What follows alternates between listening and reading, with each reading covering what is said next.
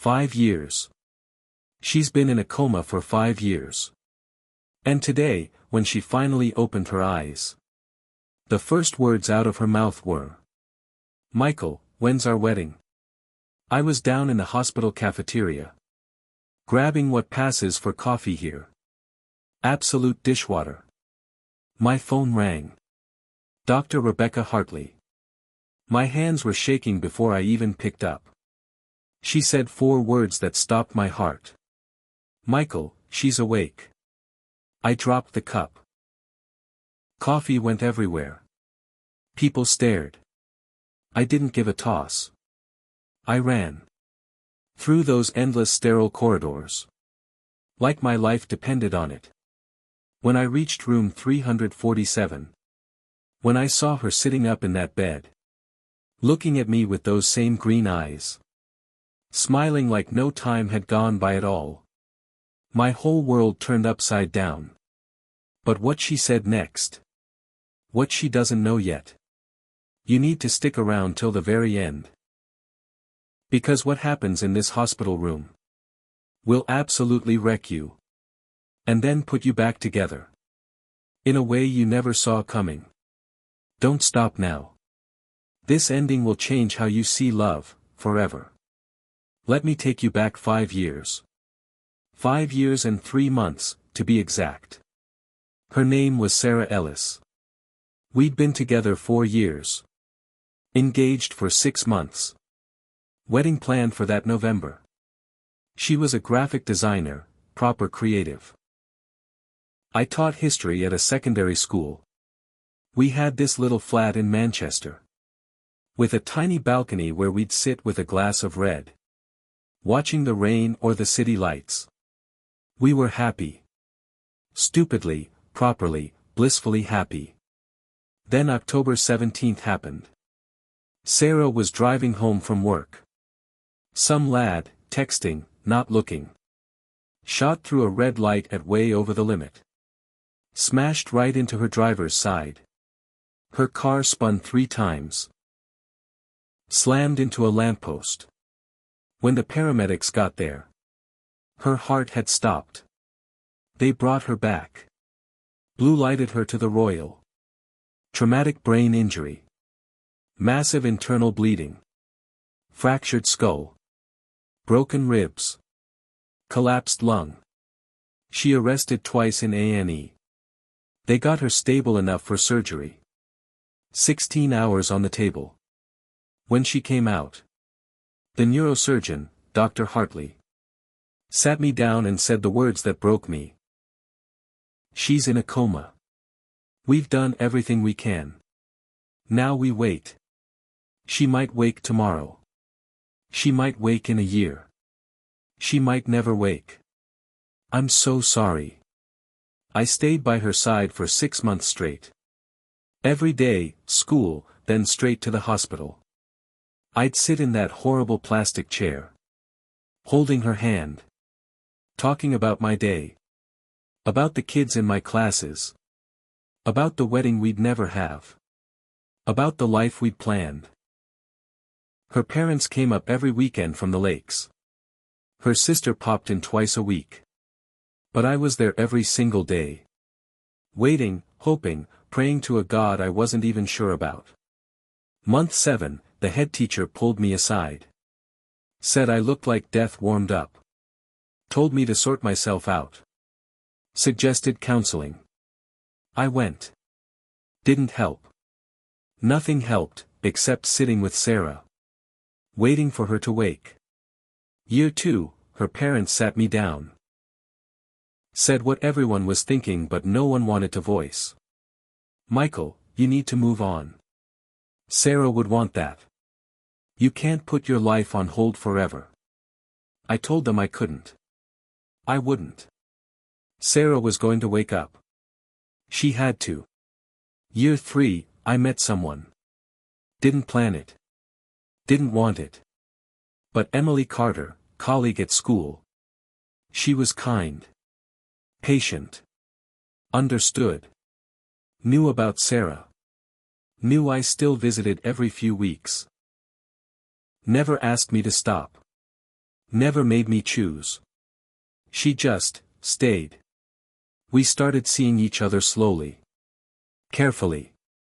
Two damaged people trying to see if something could grow. Year 4, Emily and I got engaged.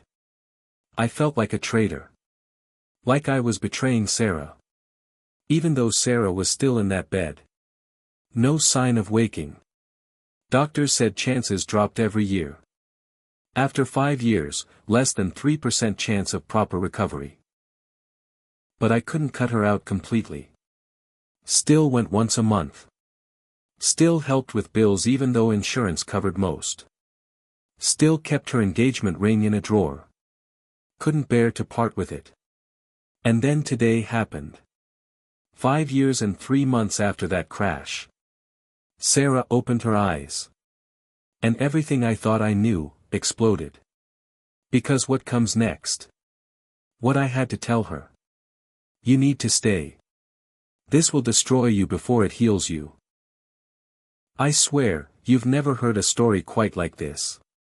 When I burst into room 347. Sarah was propped up on pillows. She looked so different, thinner. Hair shorter, they'd cut it during one of the ops. But those eyes, bright green, full of life. She saw me. Her face lit up. Michael, oh my God, you're here. I had the strangest dream. We were driving to see wedding venues. She paused. Confused. Wait, why am I in hospital?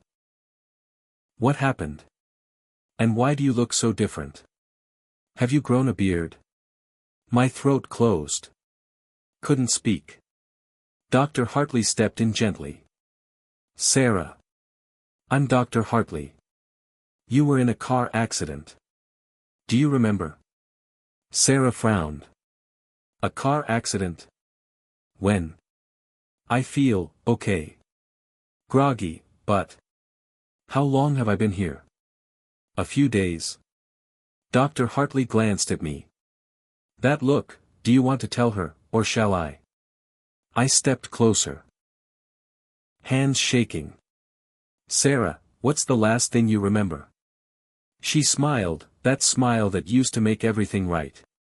We were heading to look at that barn venue near Coniston. You picked me up from work and. Her smile faded. That's it. That's all. Michael, what's going on? You're frightening me. I pulled the chair close. Saturday. Took her hand, so familiar, yet so strange.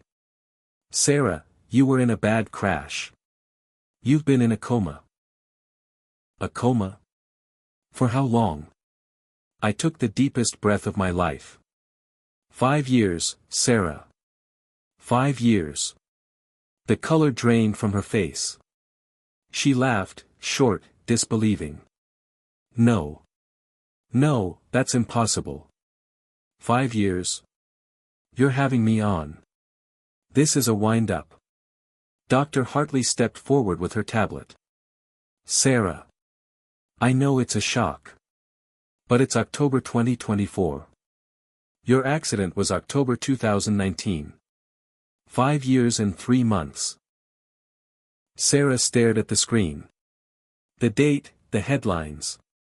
A world that had carried on without her. Her hands trembled. She looked at me, tears welling. 5 years. I've been asleep for 5 years. I nodded. Words gone. Our wedding. She whispered. We missed our wedding. And that's when I had to tell her. The thing that would shatter her. The thing that made me feel like the worst man alive. Stay with me. Because what she does after this will shock you. This is where everything changes. Sarah, there's something else. She looked at me, those green eyes full of trust, full of love. Just like 5 years ago. I pulled my hand back. Showed her my left hand. The gold band on my finger. She stared. Confused at first. Then it hit. You're married. Her voice cracked. We were engaged. We were planning our wedding. And you married someone else? It's been 5 years, I said, hating how small my voice sounded. The doctors said you might never wake. Your parents told me to move on. I tried, Sarah. I tried to wait. I came every day that first year. Every single day. But you didn't wake. And I couldn't live in limbo forever. Tears streamed down her face. How long? How long did you wait before you found someone else? 3 years, I said quietly. I met her 3 years after the accident. Her name's Emily. She teaches at my school. We got married last year. Sarah looked like I'd slapped her. Hands to her face. Sobbing, proper, wrenching sobs. Monitors going mental. Nurses rushed in. Dr. Hartley eased me out. Sarah needs rest. Needs time. I stood in the corridor feeling like absolute rubbish. Like a monster. Like I'd just destroyed the woman I'd once loved more than anything. I rang Emily. Told her Sarah was awake. Long pause. Then, oh my God, Michael, that's incredible. Is she all right physically? Yeah. Emotionally. I just broke her heart. Another pause. Do you need me there? No. I just needed your voice. Needed to remember why I chose what I chose. You made the right choice, love. You couldn't wait forever. No one expected you to. But standing there.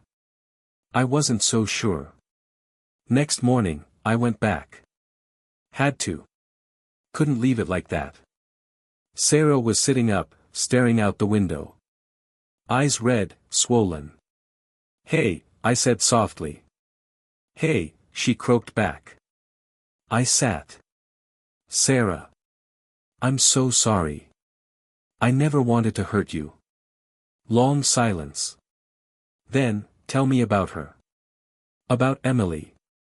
You don't need to. Please. I need to understand. I need to know who you chose instead of me.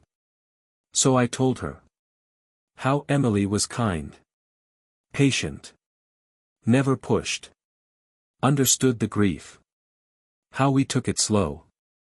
How she made me laugh again after years of feeling empty. Sarah listened. Tears rolling. When I finished. Do you love her? The question hung there. I could have softened it. Lied. But she deserved truth. Yes. I do. She nodded. More tears. More than you loved me. It's different, I said. What we had, it was everything. But that was 5 years ago. I'm not the same man. And you're not the same woman. I feel the same, she whispered. I went to sleep engaged to you. Woke up and you're married to someone else. 5 years for you. 5 minutes for me. Don't stop now. What Sarah says next will break your heart into pieces. Before putting it back together. This is the moment everything changes. We sat in silence a while. Dr. Hartley came for checks. I nipped out for coffee. When I returned an hour later. Her parents were there. Her mum hugged me tight. Her dad shook my hand. They didn't blame me. They'd been the ones telling me to move on. Over the next week, tests, physio, OT, neuro checks. Miraculously, no major damage. Some weakness from years in bed. Some short-term memory fog. But her mind was sharp. Dr. Hartley called it a miracle. I visited daily. Emily asked if she should come. I said no. Felt wrong, like twisting the knife. 2 weeks in, Sarah asked me to bring her things from our old flat. I'd kept paying rent 2 years before letting it go. Most of her stuff in storage. I brought photo albums, sketchbooks, favorite novels. We spent the afternoon going through pictures. Our old life. We both cried. It felt like finally holding a funeral for something that died 5 years ago. I need to tell you something, she said suddenly. I looked up. That day, the accident. I wasn't coming from work. I was coming from the doctors. What do you mean? Deep breath. I was pregnant, Michael. 8 weeks. Found out that morning. Was going to surprise you at the venue that night. Had it all planned. A little baby grows saying, "World's best dad." Everything stopped. You were pregnant? She nodded. Tears streaming. I lost the baby in the crash. Doctors told my parents. They decided not to tell you. Thought you had enough pain. I couldn't breathe. Couldn't think. We'd lost even more than I'd known. I'm so sorry, I whispered. Me too. That night I told Emily about the baby we'd never have. The fresh grief hitting hard. She held me while I cried. No jealousy. No judgment. Just love. A month later, Sarah discharged to rehab. Months of therapy ahead, rebuilding strength. Adjusting to a world that moved on while she slept. Smartphones different. Pandemic. New PM. Her favorite shows ended. Friends moved away. Job gone. Everything, including me, gone. 3 months post-coma. Sarah asked to meet for coffee. She was back with her parents, doing outpatient sessions. Looked healthier. Stronger. More here. We sat in a Costa. She said. I've been doing a lot of therapy. Physical. Mental. And I need to tell you something. I braced. I forgive you, she said. For moving on. For getting married. For building a life without me. You're right, you couldn't wait forever. No one should wait forever for someone who might never come back. Sarah, let me. No, let me finish. I forgive you. And I'm letting you go. Really? Not because I don't love you. But the Michael I fell in love with doesn't exist anymore. And the Sarah you loved. She doesn't exist either. We're different people now. And that's okay. Tears down my face. I never wanted to hurt you. I know. And weirdly, you didn't. Not really. You can't hurt someone who was asleep. You just lived your life. Which is what you should have done. She reached across. Took my hand. I want you to be happy, Michael. With Emily. Build a life. Have kids. Grow old. Don't carry guilt about me. I'm going to be all right. It'll take time, but I'll be all right. What about you? She smiled, a real one. I'm going to work out who Sarah Ellis is in 2024. Make new art. Meet new people. Build something fresh. Maybe fall in love again one day. With someone in this time. We talked 2 hours. Everything, nothing. Past, future. The strange in-between we were stuck in. When we said goodbye. Long hug. I watched her walk out of the cafe. Out of my life. Out of the chapter we'd started 5 years ago. I went home to Emily. Told her everything. How do you feel? Sad, I said. But, free. Like I've finally got permission to be happy. Without the guilt. She kissed me. Then let's be happy. A year later, Emily and I found out we were expecting a girl. We named her Grace. Because grace is what Sarah gave me.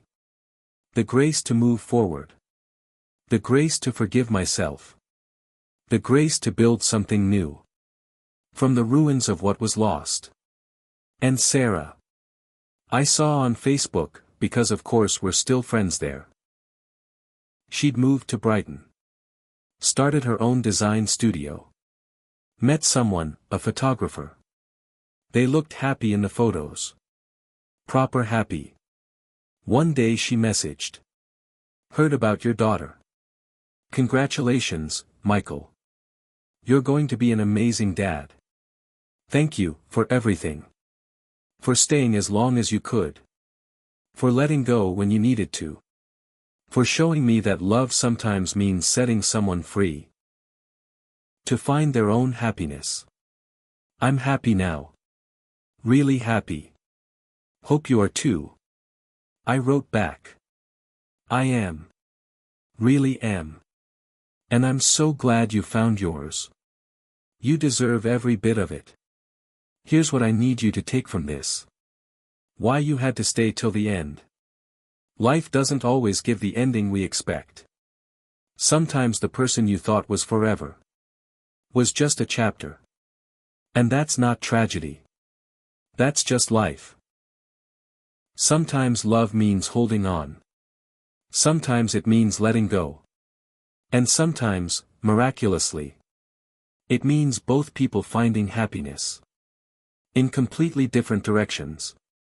Sarah woke from a 5-year coma expecting to marry me. Instead she found I'd married someone else. That should have been heartbreaking. But it wasn't. Because we both found our way to happy. Just not together. And that's okay. More than okay. This is the happy ending no one saw coming. Not the fairy tale reunion. But something realer. Two people who loved each other. Finding the courage to let go. And discovering that sometimes the greatest act of love is setting someone free to find their own path. If this moved you. If it made you rethink love, loss, second chances. Drop a comment. Tell me about a time letting go turned out to be the best thing you ever did. Share this with someone who needs to hear. It's okay to move forward. Healing doesn't always look how we expect. And like this, if you believe sometimes. The bravest thing is choosing your own happiness. Even when it feels impossible. Comment your story below. Share with someone struggling to release what's already gone. 5 years in a coma. A wedding that never was. Two people who loved each other. Finding happiness apart. And somehow, against every odd. That's the happy ending. Not the one we wanted. But the one we needed. The one that taught us. Love isn't always forever. Sometimes it's the grace. To let someone go. So you both find where you're meant to be. Thank you for staying till the end. Thank you for coming on this journey. Now, go watch the next one. Let's keep sharing these messy, beautiful human stories. Together.